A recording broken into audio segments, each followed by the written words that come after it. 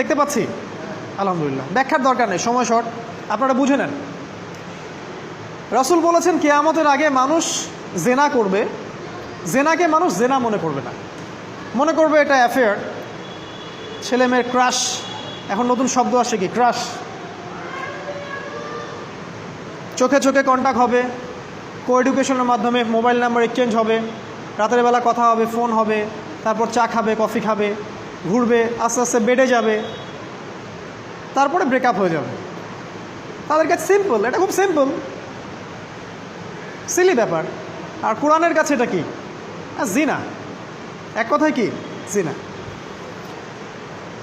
জিনায় লিপ্ত থাকা অবস্থায় দোয়া কবুল হয় না, কিন্তু মানুষ যদি এটা থেকে বের হয়ে তওবা করে আল্লাহর জন্যে, তার দোয়া অনেক বড় মানুষের দোয়ার মতো কবুল হয়। ওই 3 বন্ধুর একটা হাদিস আছে না, গুহার মধ্যে চাচাতো বোনকে একা পেয়েও সে ফিরে আসছিল আল্লাহর ভয়ে, আল্লাহ পাক তাকে ওই গুহা থেকে বাঁচায় দিচ্ছেন না? হাদিসটা পড়ে দেখবেন, অনেক বড় হাদিস। জিনা থেকে দূরে থাকলে হৃদয়ে নূর আসবে। আপনি আমি যদি আমাদের চোখকে এই পর্যায়ে নিয়ে যেতে পারি যে কোনো গায়রে মাহরামের দিকে চোখ পড়লে আমরা নামিয়ে নিচ্ছি, তখন আপনি ফিল করবেন আপনার মনের মধ্যে নূর আসছে। এই যে আমি এখন একটা লেকচার দিচ্ছি, আমার খুব ভালো লাগছে, ঠিক রাস্তায় যেতে যেতে যদি আমি 8-10টা মেয়ের দিকে তাকাই, আমার এই নূরটা উঠে যাবে। জাহান্নামে কেন অনেক নারী থাকবে জানেন? কারণ তারা শুধু নিজেরা অপরাধ করে না, হাজারো মুমিন মানুষের নূর তারা কেড়ে নেয়। দ্যাট ইজ ওয়াই তারা জাহান্নামে বেশি থাকবে। আরেকটা মেজর কারণ হচ্ছে তাদের উদ্ধত মাথা, মেয়েদেরকে বলছি স্পেশালি, হয়তো এই কথাগুলো মেয়েদের কাছেও যাবে। তাদের এই উদ্ধত মাথা আল্লাহর বিধানের সামনে আত্মসমর্পণ করতে চায় না। তাদের এই উদ্ধত মাথাটা আল্লাহর বিধানের সামনে আত্মসমর্পণ করতে চায় না, এ কারণে তারা জাহান্নামে বেশি থাকবে। যে কোনো বিধান আল্লাহ তাদের সামনে বলেন, সব মেয়ের কথা বলছি না, ম্যাক্সিমাম বিভিন্ন যুক্তি তারা দিবে। সামি'না ওয়া আতা'না এই পর্যায়ের না, যুক্তি দিবে। পর্দা করলে কি এখন কেমন করে চাকরি করব, পর্দা করলে কেমন করে পড়াশোনা করা যায়, এখন তো যাইতেই হচ্ছে, কিছু তো করার নাই, বিভিন্ন যুক্তি, হাজারটা যুক্তি তারা দিবে। কে জানি তাদের ব্রেইনটাকে পুরো ওয়াশড করে ফেলছে। আমি আপনাদেরকে বলছি কে করেছে? এটা করেছে স্বয়ং দাজ্জাল, স্বয়ং দাজ্জাল। কারণ হাদিস একটা আছে, রাসূল সাল্লাল্লাহু আলাইহি ওয়াসাল্লাম বলেছেন দাজ্জালের শেষ অনুসারী হবে এক শ্রেণীর নারী। মাশাআল্লাহ, দাজ্জালের শেষ অনুসারী হবে এক শ্রেণীর নারী। তাদেরকে ঘরে ইসলামিক অনুশাসনে রাখার জন্যে বাবা, ভাই, স্বামী শিকল দিয়ে বেঁধে রাখবে, তারপরেও তারা শিকল ছেড়ে বের হয়ে যাবে, আটকাতে পারবেন না, because of their mind is brainwashed. এ কারণে দেখা যায় তাদেরকে যখন কোনো বিধানের কথা আপনি বলবেন, তাদের এই উদ্ধত মাথাটা আল্লাহর বিধানের সামনে অবনত হতে চায় না, বিভিন্ন যুক্তিতর্ক তারা দেয়। এই কারণেই তাদের সংখ্যাটা জাহান্নামে বেশি হবে। আরও কারণ আছে, রাসূল বলেছেন সারা জীবন তাদের জন্য করবেন। স্পেশালি তাদের উদ্দেশ্য করে বলছি যাদের অ্যাফেয়ার আছে, যতই করেন, যত কিছুই করেন না কেন, আপনি যদি তাকে ভোগ বিলাস এবং পার্থিব সুখ শান্তি দিতে না পারেন, সে আপনাকে চিনবে না এক সময়। আপনি যদি আমাদের কথা বিশ্বাস না করেন, লিখে রাখতে পারেন। আর এমনিতে লিগ্যাল বৈবাহিক সম্পর্কেও সারা জীবন অনেক কিছু করবেন, হঠাৎ একদিন কোনো একটা কারণে ঝগড়া লেগে গেছে, তখন দেখবেন সে বলে বসবে সারা জীবন তোমার কাছে কিছুই পেলাম। আমি নারীদেরকে ছোট করছি না, তাদের কিছু কিছু পয়েন্ট বলছি, এইসব কারণে তারা জাহান্নামে থাকবে। আমি একটু এই কথাটা না বললে জাস্টিস হবে না। রাসূল সাল্লাল্লাহু আলাইহি ওয়াসাল্লাম মেরাজে গিয়েছিলেন, আপনারা জানেন। তিনি মেরাজের রাতে অনেক অলৌকিক জিনিস দেখেছেন, নবীদের সাথে সাক্ষাৎ করেছেন, ইভেন আল্লাহর সাথে কথা বলেছেন, আল্লাহর নূর দেখেছেন। এই সময় সবাই তাকে হাসি মুখে সম্বর্ধনা জানিয়েছিল। যার সাথেই দেখা হয়েছে তার সাথেই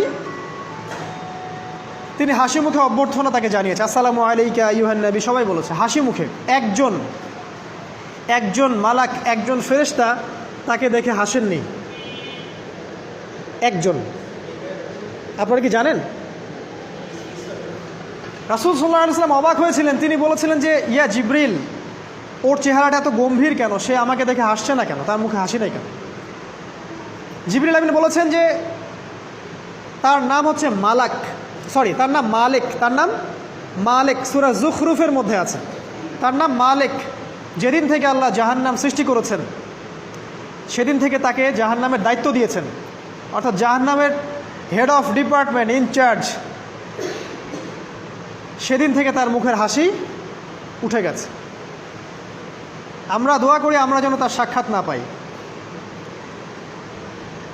তার কাছে পারমিশন নিয়ে রাসূল সাল্লাল্লাহু আলাইহি ওয়াসাল্লাম জাহান্নামের দিকে তাকিয়েছিলেন, ভিতরে দেখেছেন কি আছে। তিনি পরে যা ব্যাখ্যা করেছেন তা হলো, আমি দেখলাম সেখানে খালি মেয়ে আর মেয়ে, সেখানে খালি নারী আর নারী। এই হাদিসটা আপনার মাকে বলবেন, আপনার বোনকে বলবেন, আপনার মেয়েকে বলবেন, আপনার স্ত্রীকে বলবেন। এই হাদিসটা যদি কারো হৃদয়ের মধ্যে গেঁথে যেতে পারে, তার দ্বারা অন্যায় করা সম্ভব না। কিভাবে একটা মেয়ে সব কিছু উন্মুক্ত করে ঘুরতে পারে যখন অলরেডি তার আত্মা জাহান্নামে জ্বলছে, অলরেডি, কারণ ভবিষ্যৎ তো আল্লাহ জানেন। যেমন উমর রাদিয়াল্লাহু আনহু এর ঘর জান্নাতে আছে, রাসূল সেটা দেখে আসেন নাই? এসে উমর ইবনুল খাত্তাবকে বলেছেন না যে আমি দেখে আসছি তোমার ঘর, আমি ঢুকিনি তোমার ঘরে তোমার আত্মসম্মানের কারণে। তার মানে তিনি পৃথিবীতে বিচরণ করছেন, ঘর তো জান্নাতে অলরেডি তৈরি হয়ে আছে। মেয়েরা দিব্যি ঘুরছে এভাবে, এবং তারা মোটেও সচেতন না তাদের ঘর হয়তো বা জাহান্নামে রেডি। আর আমাদের so called modern western civilization এদেরকে ব্রেইন ওয়াশড করে দিয়েছে। তারা বাজার করছে, তারা নগ্ন হয়ে ঘুরছে, কাপড় পরেও তারা নগ্ন থাকছে, তারা মডেলিং করছে, গান গাচ্ছে, নৃত্য প্রদর্শন করছে, মিডিয়া আসছে, তার দেহ লক্ষ লক্ষ কোটি কোটি মানুষ দেখছে। হাজারো মানুষের নূর চলে যাচ্ছে, অন্যের নূর নষ্ট করে জান্নাতে যাওয়া যাবে না। রাসূল সাল্লাল্লাহু আলাইহি ওয়াসাল্লাম যে আলামতগুলো বলেছেন তার মধ্যে অন্যতম একটা আলামত হচ্ছে শেষ জামানায় মেয়েদের সংখ্যা বাড়বে, ছেলেদের সংখ্যা কমে যাবে। ইভেন একটা ছেলে 40টা মেয়ের দায়িত্ব নিবে। এটা আবার ভাববেন না 40টা ওয়াইফ, মা, খালা, নানি, ফুফু সব মিলায় 40। আর সামনে যে মহাযুদ্ধটা হতে যাচ্ছে এরপরে এরকমই একটা অবস্থা হবে যে ছেলেদের সংখ্যা পৃথিবীতে থাকবে না, খুব কম, এবং বেশি বেশি মেয়ে একটা ছেলের কাঁধে চলে আসবে। এখন অবশ্য আমাদেরকে ওই যে পশ্চিমারা শিখিয়েছে একটা ছেলে একটা মেয়েকে বিয়ে করবে। জেনা অনেকজনের সাথে করতে পারে, বাট বিয়ে একজনকেই করতে হবে। এখনও যদি কোনো হুজুর বা কোনো ব্যক্তি, হুজুর না, কোনো আলেম, কোনো স্কলার বা যে কোনো ব্যক্তি দুটা বিয়ে করে, মানুষ মনে করে something is wrong, something is wrong with him. এই লোকের কোনো সমস্যা আছে মনে হয়, এর মানে চরিত্র ভালো না, এর মনে একটা দিয়ে আকাঙ্ক্ষা পূরণ হয় না, something is wrong with him, তাই না? এই চেতনাটা দজ্জাল শিখিয়েছে এদেরকে। একটা ছেলেকে তৈরি করা হয়েছে সে যেন অনেকগুলা মেয়েকে বিয়ে করার ক্ষমতা রাখে, এভাবেই তাকে তৈরি করা হয়েছে। নাহলে আল্লাহ কখনোই 4, 3, 2 বলতেন না। হ্যাঁ, যদি আমি সমতা করতে না পারি তাহলে কি একটা কথা বলি, এই সাবজেক্টটা আপনাদেরকে হয়তো কেউ পড়ায় না। একটা বিয়ে করেও একটা ছেলে মিল্কেল ইয়ামিন রাখতে পারে। মিল্কেল ইয়ামিন মানে হচ্ছে দক্ষিণ হস্তের মালিক। মেয়েটাও জানবে আমি মিল্কেল ইয়ামিন, ছেলেও জানবে সে আমার মিল্কেল ইয়ামিন। এভাবেও একটা ছেলে একটা মেয়ে সিকিউরিটি, শেল্টার, ফুড সব কিছু পেতে পারে। এটা এখন উঠে গেছে, একটা সময় এগুলো ছিল। রাসূলুল্লাহ সাল্লাল্লাহু আলাইহি ওয়াসাল্লামের একটা ছেলে ইব্রাহিম, রাসূলের একজন ছেলে ইব্রাহিম কার গর্ভে জন্ম নিয়েছিলেন? কার গর্ভে জন্ম নিয়েছিলেন? রাসূলের জীবনী পড়তে হবে A to Z কয়েকবার, কমপক্ষে, আর রাহিকুল মাখতুম বইটা পড়তে হবে। মারিয়া কিপ্তির গর্ভে জন্ম নিয়েছিলেন। মারিয়া কিপ্তি একজন দাসী। এই দাসী মানে কাজের মেয়ে না, এটাকে বলা হয় মিল্কেল ইয়ামিন, দক্ষিণ হস্ত।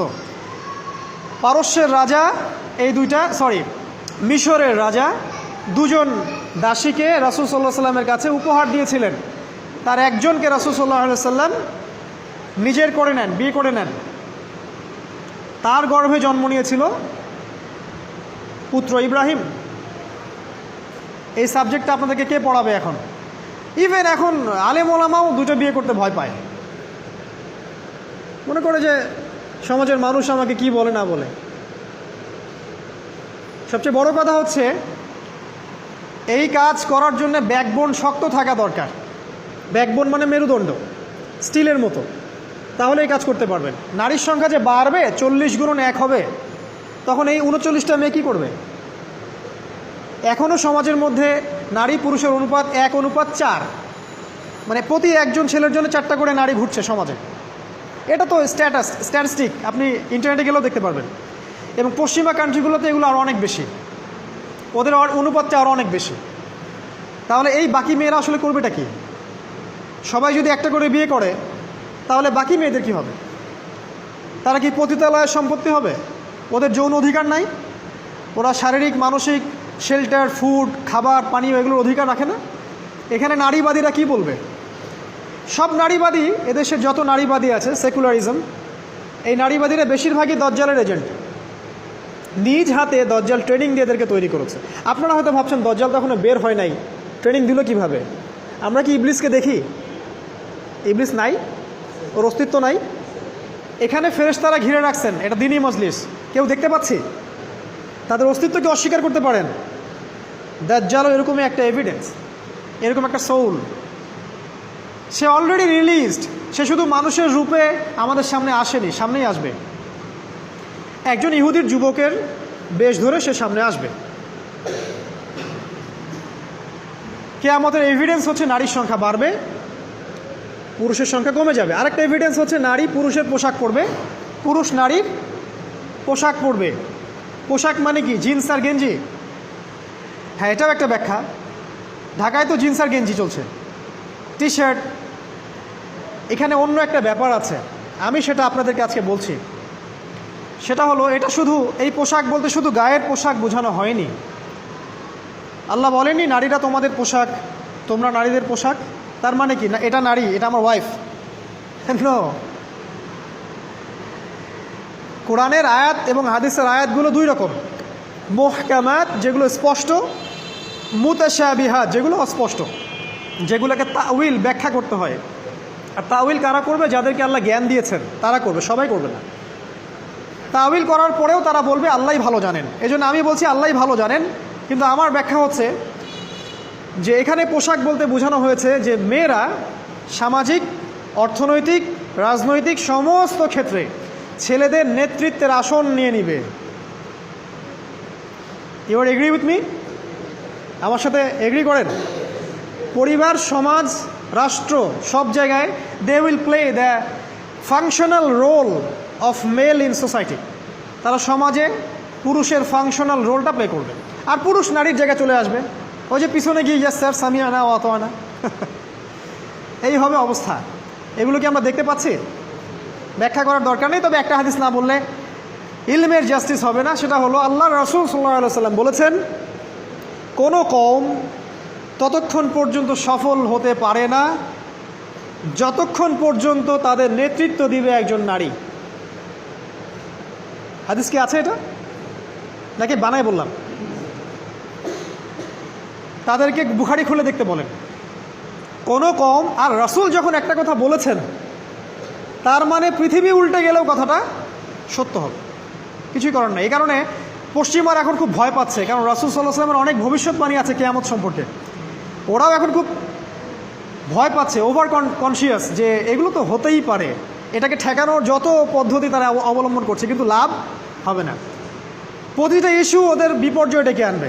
যে কোনো ইস্যু হোক, সেটা প্যালেস্টাইন বা কাশ্মীর হোক, সেটা আফগানিস্তান বা পাকিস্তান বা বাংলাদেশ বা বার্মা, কোনো ইস্যুই তাদের জন্য কল্যাণ বয়ে আনবে না। যদি কল্যাণ বয়ে আনে, শুধু মুসলিমদের জন্যই আনবে, কারণ প্রতিটা অন্ধকারের পিছনে একটা সোনালী সকাল আছে। এটা ওরা জানে না, কিন্তু কোরআন এবং হাদিস এটা আছে। অতএব কেউ ধৈর্যহারা হবেন না, ধৈর্যহারা হবেন না, এবং অধৈর্য হয়ে কোনো ইনিশিয়েটিভ নেবেন না, এমন কোনো ইনিশিয়েটিভ নেবেন না যার কারণে উম্মার ক্ষতি হয়।